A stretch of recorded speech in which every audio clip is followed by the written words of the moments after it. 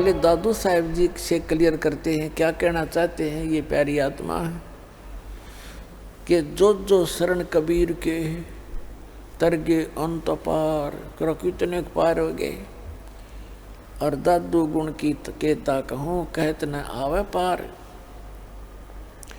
कबीर करता आप है दूजा ना कोई। और दादू पूर्ण जगत को भक्ति दृढ़ावत सोए। पूरे विश्व को यदि कोई सत भक्ति देता है तो स्वयं ही आकर बताता है, पूरे विश्व को बताता है। और फिर बताते हैं ठेका पूरा होवे जब सब कोई तजय शरीर। और दादू काल निकट नहीं आवे जपे जो नाम कबीर। कबीर नाम का अर्थ है जो भगवान ने नाम दिया था सत साधना करने के, उन मंत्रों का जो जाप करता रहेगा उसके निकट काल नहीं आ सकता। फिर क्या बताते हैं आदमी की आयु घटे तब यम घेरे आए। अब परमात्मा ने बता दिया था कि दादू जी को कि बेटा तेरी आयु 30 वर्ष की है। अब जब 30 वर्ष आए और उनकी मृत्यु हुई, शरीर छूटा, एकदम चारों तरफ से यम के दूत आ खड़े हुए, तब परमात्मा ने उनको पहले ज्ञान दे रखा था कि कभी भी कोई भी आपत्ति आपके ऊपर आए तो इस नाम का सिमरण शुरू कर देना। तो उन्होंने उसी समय मालिक को याद किया, परमात्मा तुरंत वहां पहुंच गए। तो उसके विषय में दादू साहब कहते हैं कि आदमी की आयु घटे तब यम घेरे आए। यम के दूत आकर घेर लेते हैं। और सोमरण किया कबीर का दादू लिया बचाए। मैंने परमात्मा को याद किया, तुरंत मेरे पास आ गए। मेट दिया अपराध सब, यानी सब पापों का नाश कर दिया और एक्सटेंशन कर दी उनकी आयु की।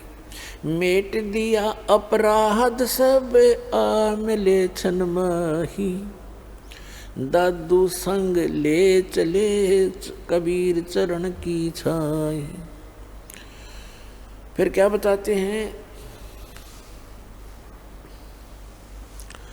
सुन सुन साख कबीर की काल नवावे माथे। धन धन हो तीन लोक में दादू जोड़े थे। कबीर परमेश्वर की इस महिमा को सुनकर, उनके द्वारा बोली गई साखियों को सुनकर कहते हैं काल भी ऐसे नतमस्तक हो जाता है। और दादू साहब जी अपने परमात्मा का धन्यवाद करते हैं कि धन धन तीनों लोक में एक ही भगवान है, समर्थ शक्ति है, दादू जोड़े हाथ। और फिर कैसी उपमा बताते हैं कि केरी नाम कबीर का और विखम काल गजराज। दादू भजन प्रताप तयु भाग्य सुनत आवाज। अब क्या बताते हैं दादू साहब, कैसा अच्छा निर्णय दे रहे हैं कि ये काल भी कोई छोटी शक्ति नहीं है। इसको एक गजराज की उपमा देते हैं। गजराज का अर्थ है हाथियों में भी शक्तिशाली हाथी, ताकतवर, सब हाथियों का राजा। राजा यहाँ पर वही होगा जो बलशाली होगा। यहाँ का भी धान है ऐसा, चाहे वो किसी प्रकार से भी शक्ति रखता हो। तो क्या बताया कि केरी नाम कबीर का और विषम काल गजराज और दादू भजन प्रताप तय वो भाग्य सुनत आवाज। अब दादू साहब बताना चाहते हैं कि जैसे काल को तो समझो हाथी, हाथी कोई छोटा जानवर नहीं होता, और परमात्मा के उस मंत्र को समझो केहरी। परमात्मा कबीर जी की तुलना की है तो कबीर साहब को समझो एक केहरी यानी बब्बर शेर। पैर देखो, हाथी बहुत बलशाली होता है आम प्राणियों में, लेकिन शेर के सामने वो लीद कर देता है। जब वो दहाड़ मारता है तो आसपास अगर हाथी होगा तो एकदम लीद कर जाएगा और भागने की चेष्टा करेगा, यहाँ से दूर निकल जाओ। तो क्या बताते हैं, केरी नाम कबीर का और विषम काल गजराज और दादू भजन प्रतापते, वो भाग गए सुनत आवाज। फिर क्या बताते हैं, पल एक नाम कबीर का दादू मन चित लावे और अस्थि के असवार को स्वान काल नहीं खावे। अब क्या बताना चाहते हैं दादू साहब जी कि आप जी जो परमेश्वर कबीर जी की शरण में आ गए और ये सच्चा नाम आपको प्राप्त हो गया, आप समझो हाथी के ऊपर असवार हो गए, हाथी के ऊपर बैठ गए आप। और अब दादू साहब बताते हैं काल समझो कुत्ता है, और कुत्ता जो है हाथी पर बैठे व्यक्ति को किसी प्रकार की हानि नहीं कर सकता, चाहे वो दूर से कितना ही गुर्राता रहे, भौंकता रहे, कितना ही कोशिश करता रहे। यानी उसकी रीत से आप इतने बाहर हो गए, उसकी रेंज से इतने आउट हो गए कि आपको वो काल रूपी कुत्ता हाथी पर यानी कबीर परमात्मा की शरण में विराजमान उस हंस आत्मा का कुछ भी नहीं बिगाड़ सकता, उसकी हानि नहीं कर सकता। ये अंदाजा लगा सकते हो पुण्यात्माओं, आप अपनी स्थिति को समझ सकते हो, आप कितने इन यहाँ की हानिकारक इनसे शक्तियों से ऊपर उठ चुके हो।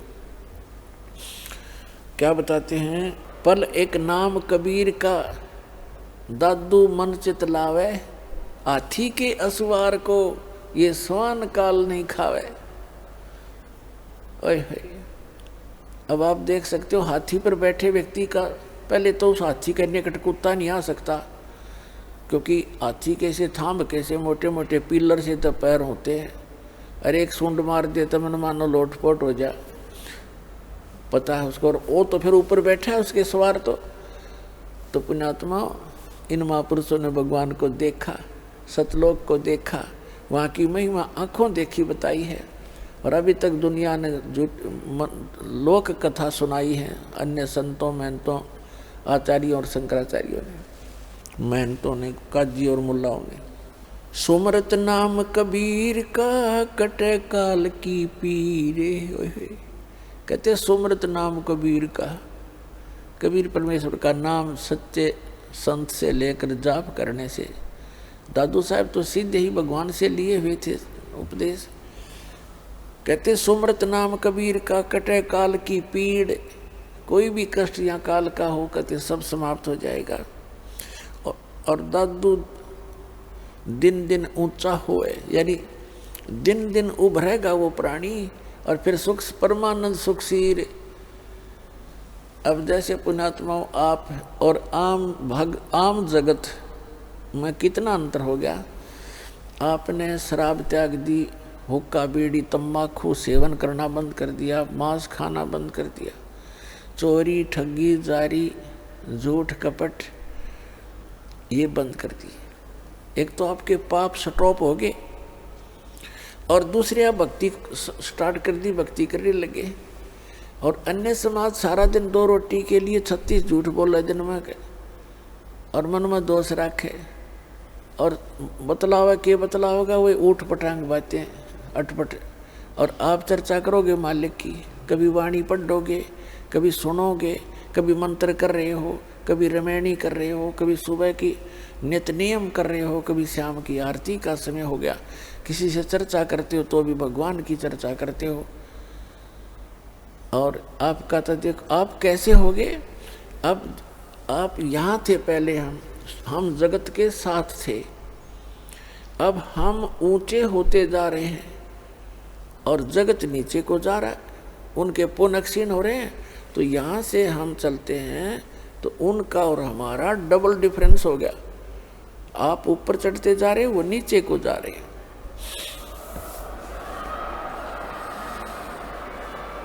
सुमरत नाम कबीर का ये कटे काल की पीरे। दादू दिन दिन ऊंचा होवे परमानंद सुख सीरे।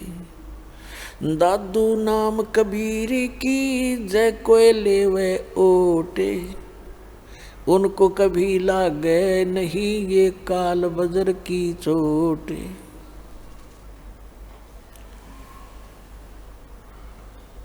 और संत सब कूप हैं, और संत सब कूप हैं, और केते जरीता नीरे। दादू अगम अपार है ये दरिया सत्य कबीरे। अपना आत्मा आप विचार करना, एक एक इस महापुरुषों की एक एक वाणी में कितनी गहराई है इनके अंदर। कहते हैं और संत सब कूप हैं। दूसरे जो महापुरुषों की आप सुनते हो, जैसे कोई कहता है कि हमारे गांव में एक बाबा जी हुआ करता था, हम उसकी पूजा करते हैं, उन्होंने ऐसे कर दिया था, उन्होंने ऐसे कर दिया, ऐसा लाभ दे दिया। और कोई कहता हम झाड़ोदा की में पूजा करते हैं, वहाँ जाते हैं।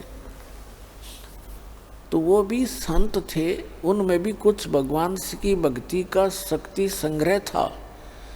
और वो भी छोटे मोटे आम प्राणी से तो वो अच्छी कोई ना कोई चमत्कार लीला कर ही देते हैं। तो उसकी तुलना करते हैं दादू साहब जी कि जैसे एक तो कूप हो, कुआं, और कुएं में मेरे ख्याल में एक कुएं में एक गांव के पीने का पानी का काम नहीं चला है। तो वो भी जल है लेकिन अपर्याप्त है, सफिशिएंट नहीं है।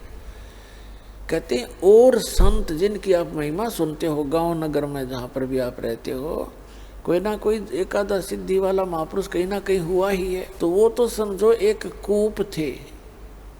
और कहते जरीता नीर, जरीता माने जैसे झरना निकल रहा है, तो झरना काम चलाओ सा ही जल देता है, आसपास के थोड़े बहुत सिंचाई कर सकता है, ज़्यादा उसका अवकात नहीं है। और दादू साहब को तो क्या बता रहे हैं कि कुछ दादू साहब जी कह रहे कुछ तो संतों को समझो कुएं जितनी अक्षमता, और कुछ एक हैं ऐसे जैसे झरना जरीता नीर। और दादू अगम अपार है वो दरिया सत कबीर। होय होय दरिया यानी परमात्मा इतने समर्थ हैं कबीर जी इन सभी से, जिनको तुम कुछ राहत प्राप्त कर रहे थे, मान रहे थे कि ये ऐसे हैं वैसे हैं, तो उनकी सबकी तुलना कर दी कि दरिया के जल से नहरें भी निकाल ली जाती हैं, सिंचाई भी आसपास के लोग कर लेते, पी भी लेते, और फिर भी पर्याप्त पानी आगे चला ही जाता, समुद्र में जाके मिल जाता है, यानी उसका कोई अंत नहीं होता। तो इतने समर्थ हैं उस कबीर साहब को कैसे तुलनात्मक तरीके से एक समर्थता सिद्ध की है इस प्यारी आत्मा ने, दादू साहब ने। और संत सब कूप हैं, कुएं हैं, कुएं, और केते दरिता नीर झरने, और दादू अगम अपार है दरिया सत कबीर। फिर क्या बताते हैं, अब ही तेरी सब मिटे जन्म मरण की पीर, और दादू श्वास उश्वास सुमर ले, दादू नाम कबीर। जो कबीर परमेश्वर जी ने सच्चा नाम आपको दिया है, उसका श्वास उश्वास से सिमरण कर लो, इस जन्म में तुम्हारा मोक्ष हो जाएगा। दादू जी ने खुद मंत्र की जाप किया था, लेकिन आगे अपने ग्रंथ में इसका नामो निशान नहीं दिया। कोई भी दादू पंथी नाम से परिचित नहीं है। फिर क्या बताया है, कोई निर्गुण में रीझ रहा, कोई सरगुण ठहराए, और दादू गति कबीर की मोते कही न जाए। दादू नाम कबीर का सुन के कांपे काल, और नाम भरोसे नर चले होए न बाको बाल। अब क्या बताते हैं, कबीर परमेश्वर के सच्चे नाम को सुनकर काल भी कांप जाता है, और इस नाम के साथ खंडित ना होने दे, इस नाम के साथ चलते रहोगे तो काल आपका कुछ नहीं बिगाड़ पाएगा, आपके परिवार को भी वो हानि नहीं कर सकेगा। जैसे गरीबदास जी ने बताया है कि गरीबदास जी ने इसी का तुलनात्मक तरीके से बताया है कि जो कबीर साहब ने स्वयं बताया गरीबदास जी को कि जब लग हंसा हमारी आना और काल लगे नी तेरा बाणा, जब तक हंस यानी मेरी प्यारी आत्मा मेरी मर्यादा में रहेगा तो काल तेरा अटैक नहीं हो सकता। तो हमने परमात्मा की मर्यादा में रहेंगे तो परमात्मा आपकी पूरी मदद करेगा। जैसे दादू साहब ने कितना क्लियर कर दिया है, आप ऐसे बैठ के जैसे हाथी पर, और काल और इसकी सारी शक्ति समझ लो कुत्ते जितनी, आप उस काल की रीत से बाहर हो गए, पहुंच से दूर हो चुके हो। अब जानबूझ के हाथी ते तला पड़ जाएगा डर के, उसके भौंकने ते तो फिर तो पाड़ के खाएंगे कुत्ते। तो इसलिए आप जिन्हें इस हाथी परमात्मा के इस शरण रूपी हाथी से नीचे मत उतरना, सतलोक जाके छोड़ देंगे आपको।